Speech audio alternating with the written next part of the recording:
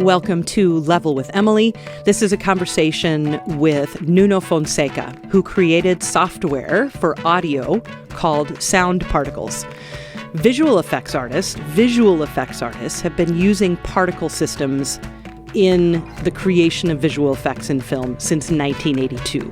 The first movie it ever happened in, and I highly recommend this if you've never seen it, is the second Star Trek movie, The Wrath of Khan. Such a great movie. So that's the very first time any visual effects artist ever used a particle system to create a visual effect on screen. And again, 1982. Well, Nuno has done this with audio. So with visual effects, it happens with things like fire or like dust or like a storm, clouds, anything that is maybe a massive object like a dust storm, but is actually comprised of millions of particles. That's a particle system. And with audio, Nuno was able to do that with sound. So as a result, his sound particle software has been used in an amazing array of giant blockbuster films, everything from like Nope and Dune and The Rise of Skywalker to like Alita Battle Angel, Spider-Man film, Marvel and DC films, TV shows like Rings of Power, Westworld, Star Trek Discovery, Game of Thrones, House of the Dragon, and games, of course, have started using this as well, like The Outer Worlds and Assassin's Creed Origins. It also is helpful for music, which we'll talk about. The creation of Nuno's software, Sound Particles, absolutely huge time saver for sound designers who need like 1,000 people on a battlefield, for instance, and there's sound coming from all of those people, right?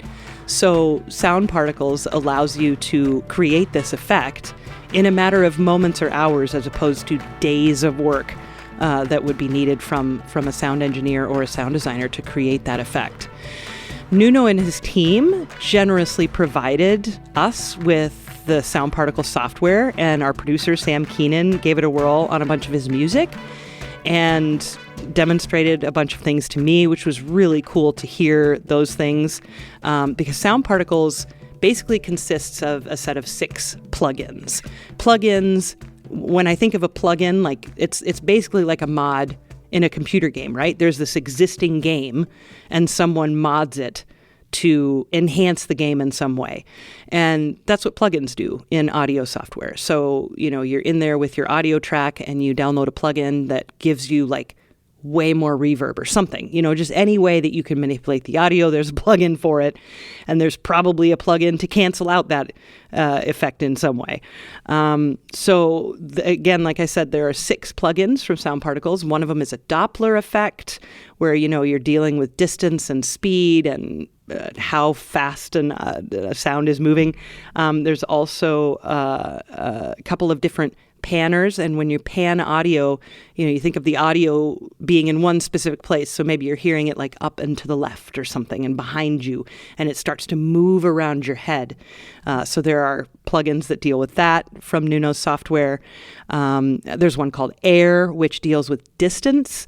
When you're outside and you hear something very far away, all kinds of things will affect how you hear that sound, including the weather. How cold is it? How hot is it? How dry is it? How damp is it?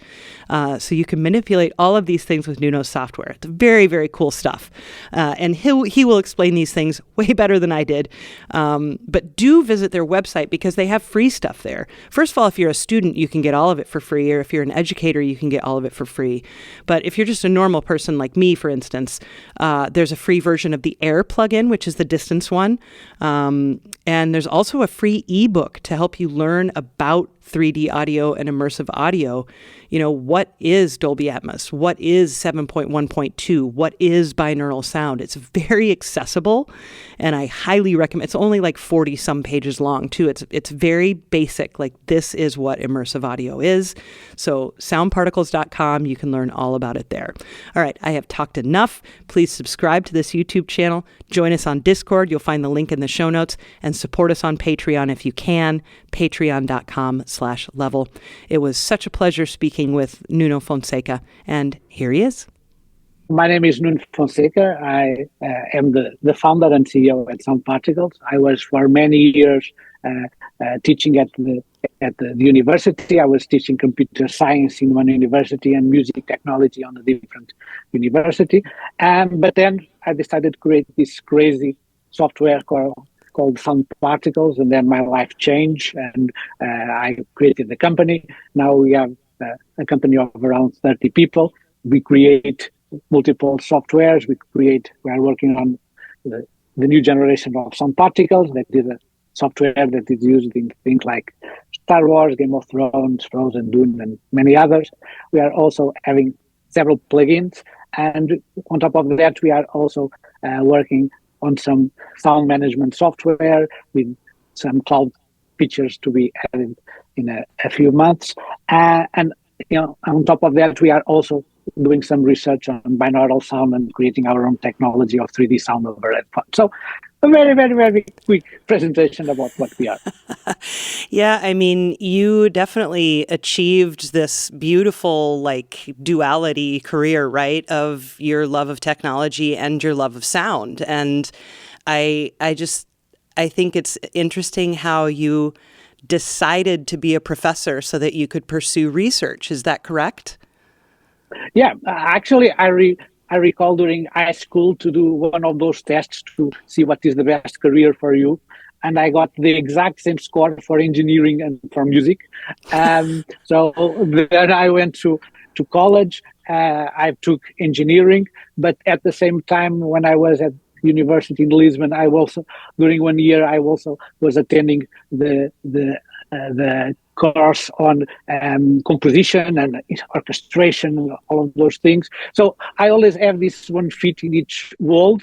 And usually nowadays we look at people, and unless people are specialized on a single thing, it seems that, okay, that person is a little confused with life or whatever. But for me, having one foot in each world allow me to first understand the needs of what is needed in music and what can be done and all of those things, but at the same time to know how to create a solution for that problem. So after college, I even went to work in an IT company for a couple of years, but I was missing the audio and the music in my life.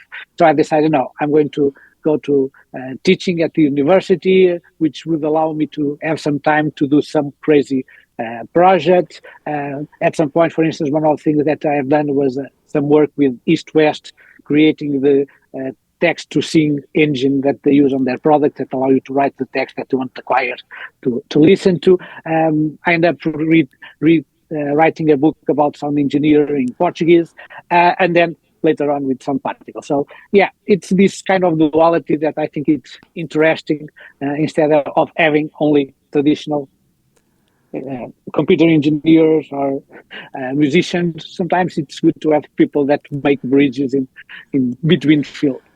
Right. Yeah. So explain what Sound Particles is, because from my understanding, this is a tool for people who work in sound and music to, just manipulate the audio, but in a three-dimensional, but even beyond three-dimensional, right? Because like you said, binaural and all of these things. So these tools to help people with audio, but I would love to hear your much more eloquent description. For people to understand better what Sound Particles is, I will probably start by telling a little of the history, because at some point, one of the things that I also like is to watch movies. And at some time, I realized that the most interesting visual effects that I was seeing on movies, pretty much all those effects use particle systems, which is a computer graphics technique where you generate thousands of millions of small points to generate fire and smoke and fairy dust and desert storms. And at that time, it was probably 15 years ago or so, I thought, okay, wouldn't it be nice if we could do the same thing with sound and have thousands of small sounds that together would create these amazing soundscapes? Well, that was the idea behind Sound Particles. So to implement that, of course, I needed to implement kind of a CGI kind of a software like Maya or Blender, but for sound.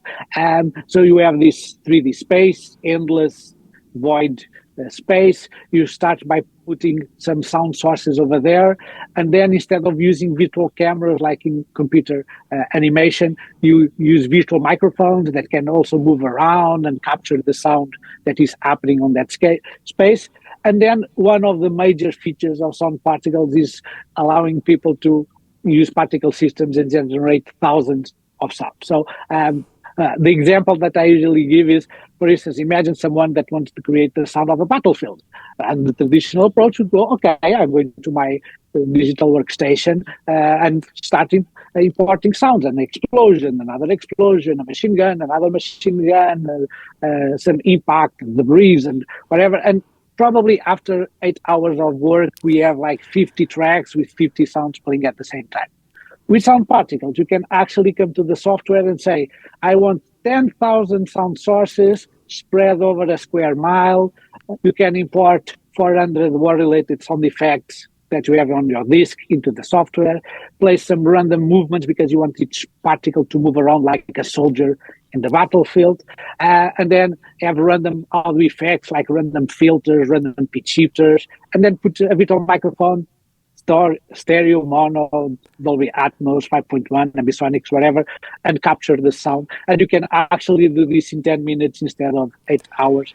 And that's why sound particles end up being used in all of these epic movies with a lot of superheroes and things like Dune and Star Wars and Aquaman and Wonder Woman, because it's the perfect tool if you want to create these epic soundscapes with the computer. Yeah, and like you say, it's just a huge time saver, like tremendous efficiency boost by using it. Yeah, for me, it's mainly about three things. One of them, of course, is productivity. You can do things much faster than you do manually. The second, it's a matter of scale, because you could never create 10,000 clips on the digital audio workstation or 10,000 tracks on the digital audio workstation. But above all, it's that the end result, it's much better, much more organic, feels much more natural. And for me, when you think about 10,000 sounds, probably you think, okay, it's going to be a big mess because it's 10,000 sounds. But the interesting thing is that since we are actually placing those sounds on positions and spreading, for instance, on the square mile, what happens is that from those 10,000 sounds, 9,000 and many are going to be very far away, just adding to the rumble and just on top of each other, creating this kind of epic sound. And then you have a few sounds very close to the microphone, which are going to be highly detailed. And this is the perfect formula for a good soundscape, because any soundscape, it doesn't matter if it's a battlefield or it's Times Square or the middle of the woods. In all of these scenarios, what you have is many sounds very far away and a few sounds close to you. And this is kind of the right balance to get the perfect natural sounding soundscape. And I think, of course, I have a biased opinion, of course, but I think sound particles can definitely help with this. Yeah, I mean, you very generously provided some tools for our producer Sam to mess around with and experiment with, and so I went and spent time with him, and he was showing me some of the things that he had learned from Eduardo. I think Eduardo was that. Yeah. Yes. Yeah. And he just loved that. He had so much fun with that, and it was so cool to see him demonstrate some of the things. Many of them plugins, right, that you use in your digital audio workstation to, do whatever you want to do with them. And, they're all so cool, all the ones he showed me. But there were two that really absolutely just blew my mind, because Sam writes music with MIDI instruments, which sound terrible most of the time. And he used a plugin called Density that you make, and takes these kind of terrible sounding MIDI trumpets and runs Density on it, and suddenly it literally sounds like, and I'm a trumpet player, and it sounded like a choir of trumpets, like actual trumpets. And I was just blown away at how it was able to do that. So can you talk a little bit about Density, for instance? So this idea of creating multiple layers with multiple voices is something that is not new. Even the traditional chorus effect, the idea is to try to simulate this. What we decided to do with Density is, okay, let's try to do this from a different perspective, not the traditional DSP kind of chorus kind of approach, and pretty much use our know-how that we have with particle systems with sound particles and say, okay, let's create thousands of particles, not thousands. Density goes to 100 and something particles, but tens of particles around, okay, with multiple voices. Let's use granular synthesis, which means that each particle it's going to grab a little audio of the input, and then, okay, what makes interesting for instance, if you go to a string ensemble, okay, and you get 16 violins, what we want with 16 violins is not to have one big amplified violin, because that's pretty much the same sound, but only louder. But it's those minor out of tunes that, of course, it's very smaller, because otherwise it's going to sound like a high school band and not orchestra instead of a good orchestra. But these small changes in tune that actually make that kind of envelope listening that I still recall. For me, this was a fantastic experience. I recall the first time that I went to see an orchestra live, I was probably 15 or something, and they began to play. It was a place on a very good acoustics, and in the beginning it was only strings. And for me, listening to the strings in real life for the first time, oh my God, it was those kind of things that, okay, I never listened to this in any kind of song or album or whatever. And we tried to recreate that with density. So pretty much density creates multiple voices. It's based on the input. So pretty much what you are listening are the exact same notes, the same thing being played. But then we create multiple voices with very small detunes to create this kind of ensemble kind of effect. And then on top of that, of course, and some density can work perfectly in stereo. But if you actually have the chance of listening to it on an immersive in 5.1 and 7.1.2, Dolby Atmos, those kind of things, it makes things even more interesting. And then, of course, for us, is quite rewarding that to listen to comments like the one that you were just saying now, or seeing this being used by top mixers like Alan Meyerson and many others that do a fantastic job, and knowing that, okay, they are using this to convert this 30 people choir into a 200 people choir, and those kinds of things. So yeah, that's our idea with density was, okay, let's create something to create more voices, but in a completely different way, with particles and granular and immersive sound all together. And that was the end result of this work. Yeah, such an amazing tool. And we'll talk about more of them in a minute, but you mentioned something that, I remember in college, when I was in grad school, it was the mid 2000s, like 2005-ish. And that's when 7.1, that's when Lord of the Rings came out in 7.1. And I think that was the first feature film, I could be wrong, to be released that way. So that means 7 speakers and a subwoofer, right? So there's 7 around you. 7.1.2 is 7 speakers, a big subwoofer, a subwoofer, and then 2 above, right? 2 speakers up top. Mm-hmm. So one of the cool things I think about sound particles is the ability to render the file for whatever is necessary, right? So you can do 5.1, you said Dolby Atmos, you can do 7.1.2, all these different things, which is that's there are so many options now, right, on how to export your sound. In our case, since we use this concept of a virtual microphone, that pretty much is like the virtual camera in CGI, the interesting thing is that this makes the system completely agnostic in terms of format, which means that today I've done something, a battlefield or whatever, I've rendered this in 5.1, but tomorrow if someone asks me for a Dolby Atmos version or a third order ambisonics of the exact same scene, I simply go there and change the virtual microphone. For instance, a few months ago there was a play in New York, and they decided to create some sound design in sound particles, but they create a virtual microphone with 20 channels, and that microphone has the exact positions of the speakers in the room. So which means that the render is perfectly for that theater. And even if sometimes they went to a different theater with a different layout, they simply go back to some particles and change the settings of the microphone, and you get the perfect render. It's not the mixing or the mixing or those kinds of DSP techniques that sometimes we use to convert things into another thing. And that's on the major advantage of sound particles, because pretty much on a digital audio workstation, sometimes it's something that you, when you are creating the project, you have to say automatically what is the format, and that's it. You become more or less locked into that format.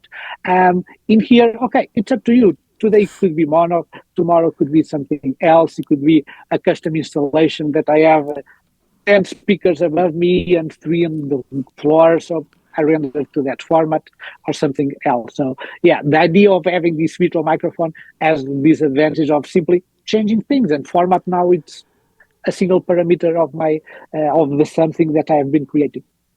And that's absolutely incredible. And so you mentioned again right there something else I think unique about it, I guess, because obviously so many films lately have been using sound particles, like you said, huge, like big blockbuster films, but also games, right? Obviously for sound design in games or music in games, whatever, totally. But then theater, like sound installation, right? So I mean, talk to me about some of those projects maybe that you've worked on where it hasn't been for film or TV or games, but it has been for like live theater or for maybe a museum sound installation or something. I'm sure it's been used for stuff like that. Yeah, exactly. I mentioned, of course, the majority of our clients working movies, TV, and video games, but there are people using this in theater. Like in this case, they have rain as an important role on the display, so they decided to do all the rain with some particles with these 3D renders.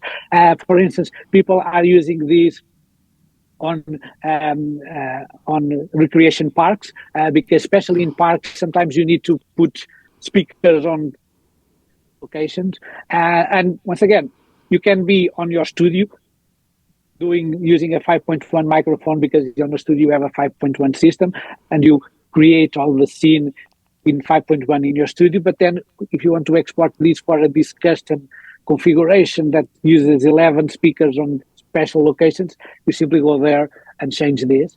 And then there are people also using these ideas of sound particles for music, and say, okay, what would be the sound of 500 flying violins or the sound of 100 drummers?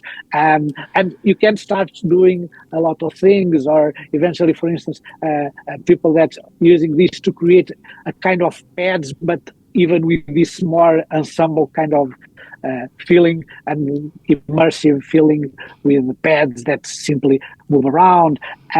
For instance, some time ago, also another person have used this for something, for a more kind of a yoga kind of relaxation kind of application. So yeah, once again, one of the fantastic things about creating something for with sound particles is that when you start talking with people and people start to understand the concept of the software and starts to understand what is possible to do, and you start to almost see the sparkling in their eyes, like, okay, that person is already having these crazy ideas, and sometimes they tell me, okay, now I can finally create something that I've been thinking about for many years, but there was no tools to create that. And this is quite rewarding when you see what the artists can do with the tools that you have been creating. Absolutely. One of the other tools that I loved is the Energy Panner. And the Energy Panner plugin, and Sam literally only has stereo speakers, just a left channel and a right channel, but it still sounded like the music was traveling in a big sphere around us, which absolutely amazed me that could happen with 2 speakers. And it made me wonder how amazing that would be in a surround setting, So talk to me a little bit about the idea behind the Energy Panner and how the particles move through space. Yeah, so of course I'm a big fan of anything that has to do with space and immersive and all of those things. And at some point I was actually driving to the office. I was just after leaving the kids at school, and I was listening to some kind of music on the car, and it had some beats, some drums, and I thought, okay, wouldn't it be nice if the drum starts to move to the sides when you get the beat, and you get boom, boom, and the drums simply move to the sides, and I thought, okay, that's a interesting idea. Let's try to create something. So what we've done with Energy Panner is pretty much a panner, okay, but it's controlled by the intensity of the sound, which means that you have a starting position, and then as the sound starts to be more intense, it starts to move to a different position. And this is quite interesting because there are a lot of things that you can do. First of all is that start having some movement to your music, because traditionally what happened is that people simply go there and place a static panning on some track, and that's it, and leave it like that. Or the alternative is to do those boring auto pans that goes to the left, to the right, to the left, to the right, always on a constant speed, and it's slightly more annoying. With Energy Panner, since she reacts to the intensity of sound, pretty much what it does is makes sound movements, but in a more organic feeling, because it's not moving always the same way. It's slightly, if you have a stronger beat and then another beat that is not as strong, you have different kinds of movement. Or eventually you can apply this to multiple channels and imagine that you say, okay, I want the sound to be mono, but as the start starts to increase, I want each channel to go from the center to the left and right sides, and you start to open up the width of the sound, and you get a much more interesting result. So yeah, the idea of Energy Panner was, okay, let's bring more life into the mixes with something that it's feel more organic instead of be something on a constant movement like auto pans. And yeah, people really enjoyed of having something like Energy Panner to react and bring some life into their mixes. Yeah. Well, we'll come back to all of this, but I do want to know a little bit more about your path. You know, you mentioned taking the test and getting the same score on engineering as in music, and but I guess I'd love to hear a little bit more about your interest in music and, you know, what instruments you play, or did you compose much, or just kind of a little bit more about your musical life, if you don't mind. Yeah, sure. So I've started, once again, right from the start. I like music and I like also this kind of technology. So I actually went to have some classes for electronic organ, you know, with the rhythms, and you play the chords and you play the melody.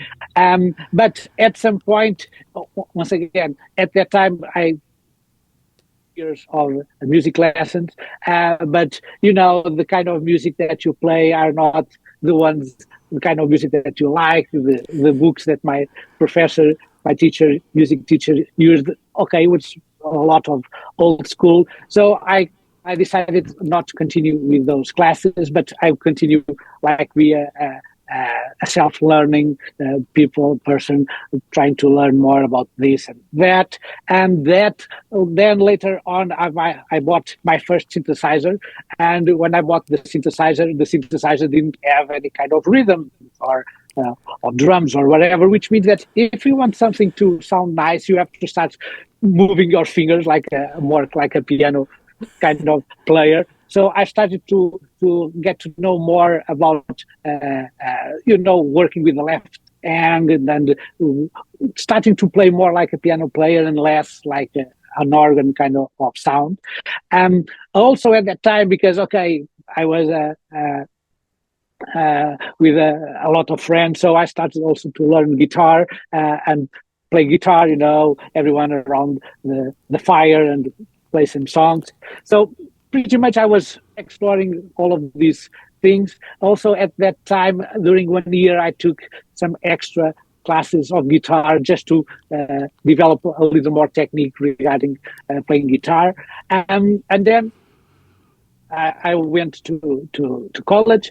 At that time, I was already composing some songs, especially to the friends and groups. And then I went to college, and during one of the years, I decided to go to the music university here in Lisbon. I told them, okay, I'm on a different university, but I would like to know more about this. Can I attend the classes?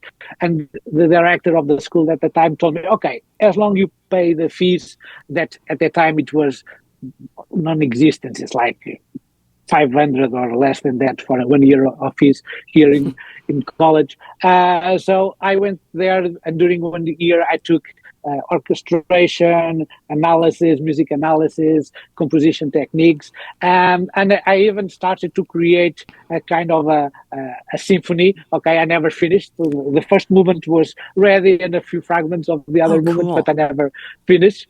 So, and I always like I can tell you that my favorite music is soundtracks, because it gives you the power of the orchestra, but with a more modern kind of melodies and harmonies than the traditional classic music. So I'm a huge fan of this soundtracks, and Zimmer, John Williams, those kinds of artists. And yeah, that was pretty much my background on music. So I play piano, I play guitar. At some point, I even bought electric violin, but I didn't have the 1 hour a day that he needs to be mastered. So it's pretty much now only a decoration item.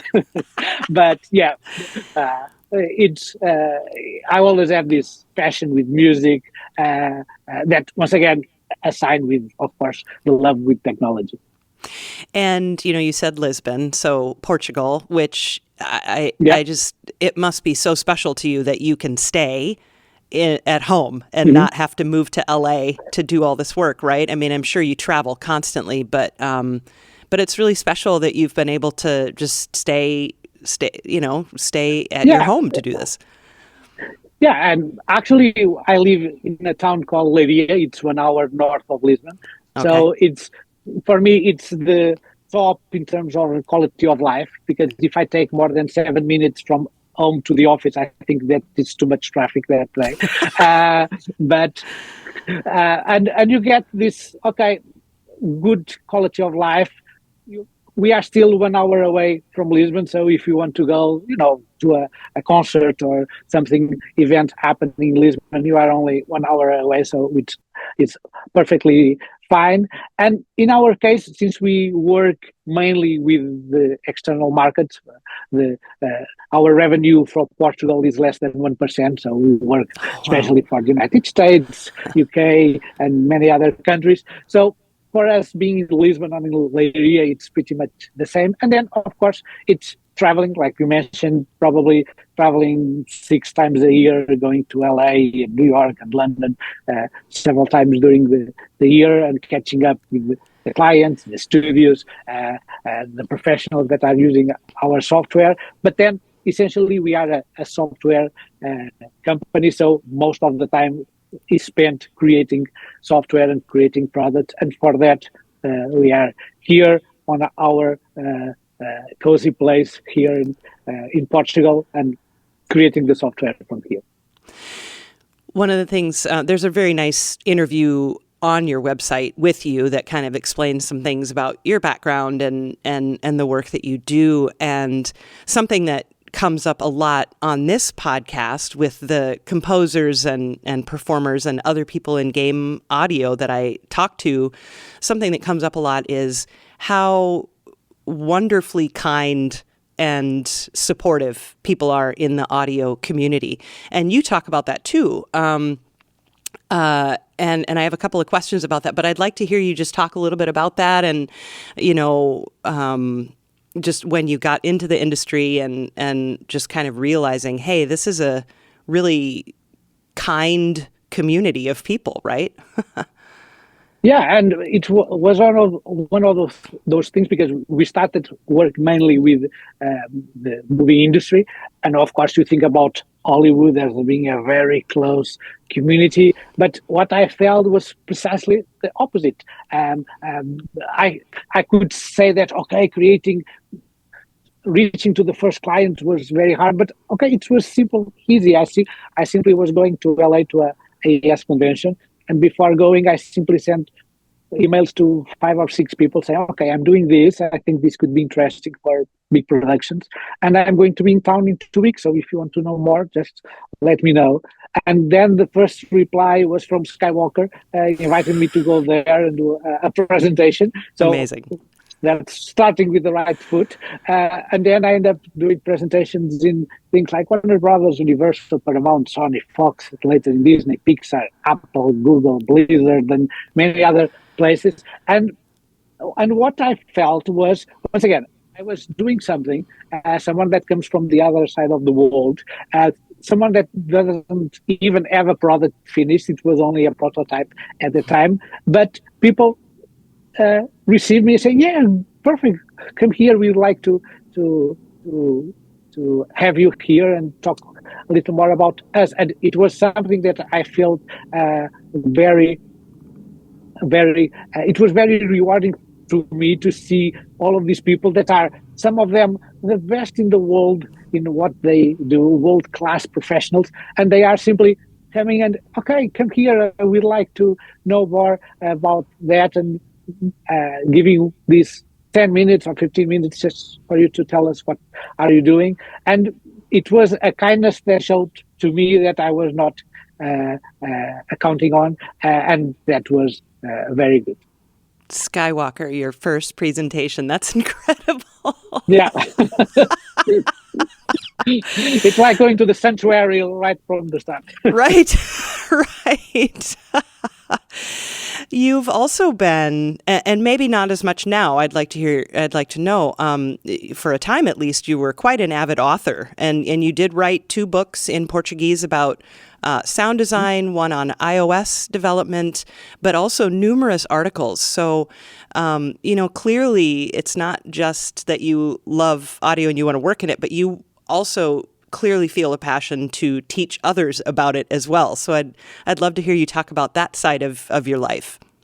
Yeah, I can actually, if you pick up my book in Portuguese regarding sound engineer, I start by saying on the book that I hate writing, but it was one of the things that I felt, because at the time there wasn't any book regarding sound engineering in Portuguese, and I've started doing some mini courses on sound engineering. People that want to give the first steps, or eventually people that already worked in sound engineer for many years, but they don't know exactly what is happening. Okay, they know that this knob makes that kind of sound, but they don't know exactly what is happening. Why is this knob working this way or that way? So I started doing these courses in Lisbon, in Porto, and other cities regarding almost like this introduction to sound engineering, where music students and other professionals would come to get to know more about those things. And at some point I decided, okay, why not writing a book about sound engineering in Portuguese, to make sure that Portuguese people is still be able, because of course there are some books in English, but the language is still a barrier for a lot of people. So I decided, okay, let's do this, and I've done it. And then later on, I was working with some of my colleagues at the university, this local university, and pretty much there we were a group of 5 professors that were interested in know more about iOS development. We started working together. Some we learned something and teach the others, and then we were able to do this kind of knowledge management, and everyone was teaching all the other 4 about some topics. So we started growing things. We at some point created a summer school about iOS development, and then I thought, okay, if we are already doing this, why not writing a book? And each one will write like 50 or 70 pages, and okay, the effort is much less.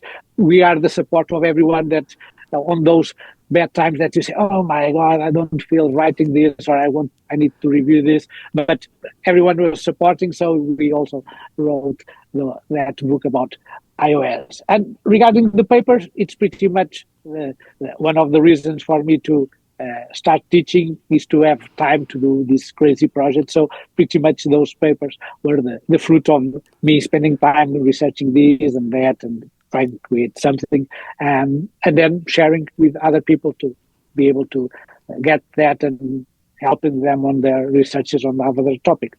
Mm-hmm. Now, how many years did you teach at university? I would teach almost 20 years. It was Oh, wow. 17 or 18. So Okay. it was many years teaching at the university. Yeah. But then sound particles happened, and I had to move into sound particles and be completely dedicated. And to be honest, sound particles, it's great to teach, especially when the students want to know more. But of course, sound particles, it's even more close to my heart Yeah. as being able to create these crazy tools and allow people to using them on these fantastic projects. It must have been so exciting the first time you implemented it and it worked the way you expected it to, yeah? Yeah, when I started thinking about sound particles, I like I mentioned, the idea came to me like 15 years ago. But okay, it was one idea like so many that we have in life. And then in 2012, I had finished my PhD on another topic of computer audio, and still no one was using particle systems for sound. So as a computer geek that I am, because this space doesn't fool anyone, I decided to, okay, let's start creating the software. And on the beginning, I knew that this kind of software would be particularly interesting for big productions, for these epic movies. But let's face it, okay, what are the chances of someone, a university professor in Portugal, to create a program and then be using Universal and Warner Brothers and these major studios in big productions? But at that, sometimes in life you simply have to be a little naive or cocky, depending on the point of view. And it was okay. I didn't care. It was, even if no one are going to use my software, I'm having a lot of fun creating the software, and myself as a user of my software, trying things and be able to generate these amazing soundscapes. And I was having a lot of fun, even if no one would ever use it. But of course, I was lucky enough to have people using the software. And of course, it makes even more interesting when people start using your product. Yes, no kidding. Some of the other plugins that Sam showed me in his little demonstration, the Doppler plugin is very fun. We had so many laughs messing around with that one because, it's just very, very fun. So tell me a little bit about that one. Yeah, so when we've created some particles, one of the things that people really liked about some particles was the quality of the Doppler. Okay, I still recall at some point I was talking with David Farmer, the sound designer from Lord of the Rings, and he was saying, okay, some particle has the best Doppler by software that I have encountered. And I replied to him, really? Because, okay, it's a Doppler, there are many Dopplers in the market. But then I realized what makes sound particles special, because what we are doing at sound particles is we are tracking the sound source per sample, which means that if I'm working with a sample rate of 48 kilohertz, I'm actually tracking the position of the sound 48,000 times per second.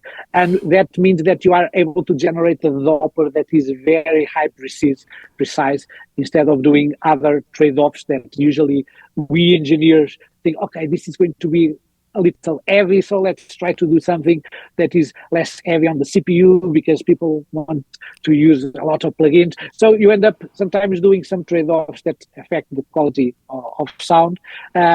So we end up having a very good Doppler at sound particles, and then we decided, okay, let's start doing some plugins. And the first plugin that we decided to do was, okay, let's using this plugin for a Doppler that uses the same engine, the same high quality of the Doppler, and that was one of the first plugins that we released.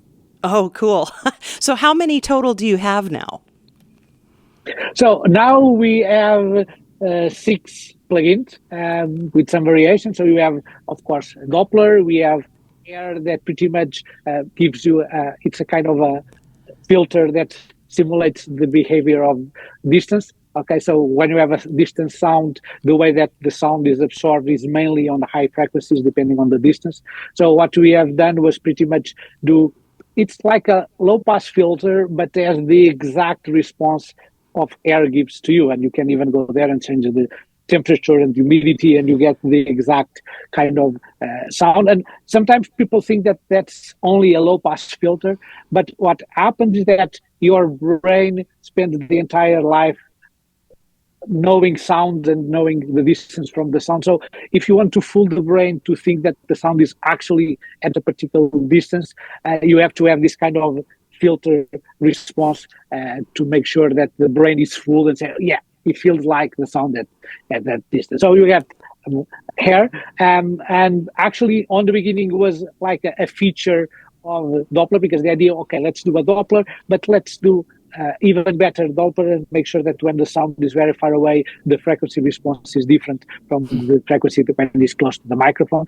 So we started being a feature of Doppler, but then we said, no, this is great. Let's do a plugin also with this kind of behavior. And then we have Energy Panel that we've talked.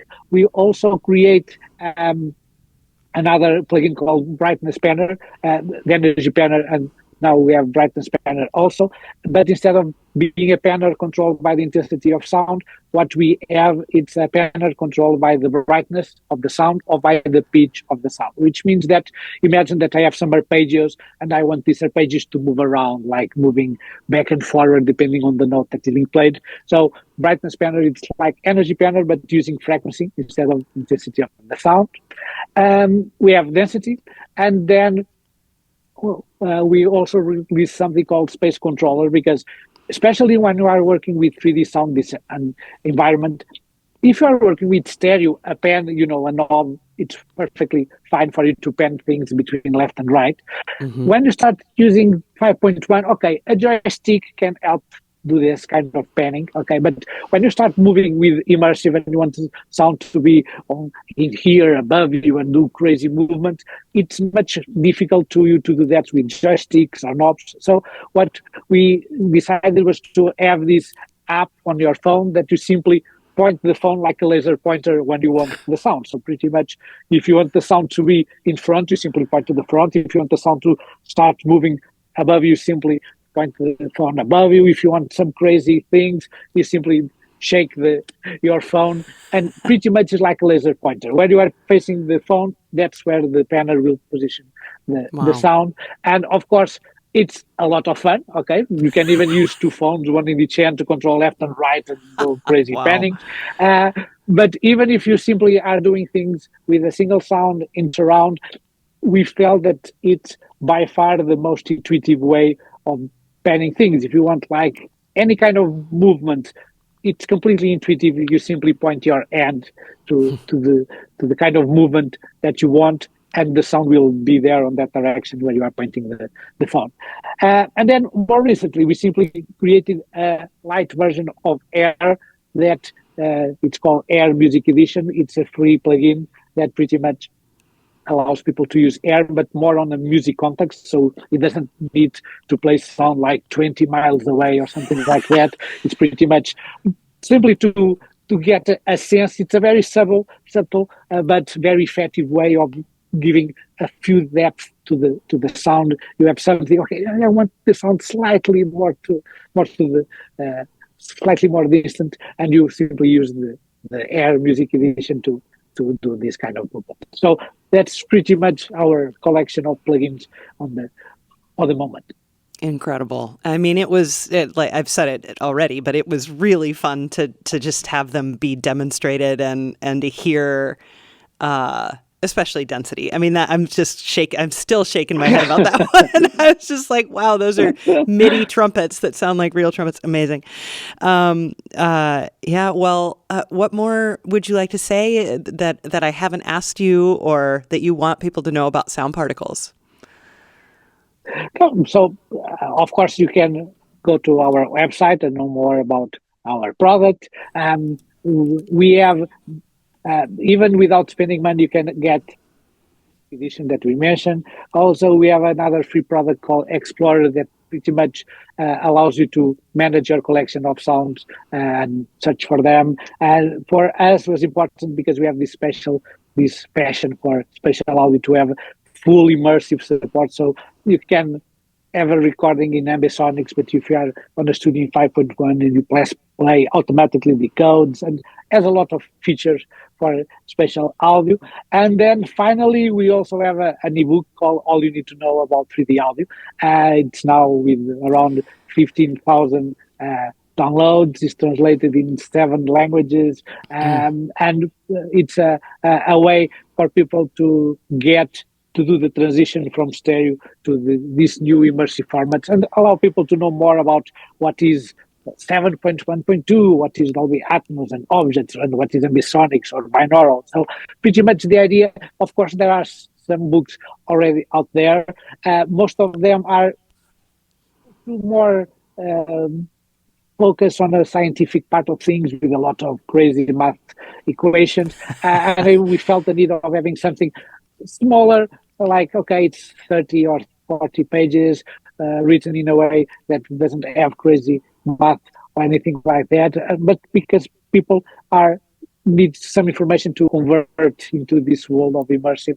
So feel free to come to our site and download this, and it's a wonderful way to get more into the immersive. And if you don't like reading, we also have a series of YouTube channel, our YouTube channel regarding the same concept. All you need to know about 3D audio. It's 6 videos covering pretty much what it is on the ebook, especially if you don't like reading and you simply prefer to watch some videos and someone talking about that.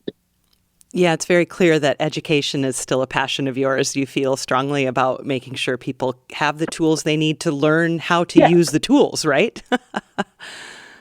Yeah, one of the things, for instance, that we made is that Sound Particles is free for students, teachers, and schools. So if you are a student or a teacher or a staff in a school, you can get Sound Particles for free. Because once again, we don't know that the students don't have the money to buy software. Sometimes not even the universities have money to buy software. So it's we see them as our giving something to the community, and almost seeing as an investment, because okay, now they don't have money. In the future they can become the best in the world doing that, and okay, they know about Sound Particles, so why not? Well, Nuno, thank you so much for your time today. It's just been a pleasure to get to watch your tools in action and hear them in films I didn't even know I was hearing. And I'm so grateful that you've created such an amazing, set of tools for audio people. No, and for me, thank you, Emily, for having the chance of being here with you and talk a little more. Like I mentioned, it's always a pleasure for me to share with others what we have been doing at Sound Particles. So feel free to reach you or anyone listening to us. Feel free to reach to us if they want to know more about the things that we have been doing. Appreciate that. I'll make sure there are links for folks to find you and your tools. And I'm so grateful for your time today, Nuno. Thank you. It was a pleasure.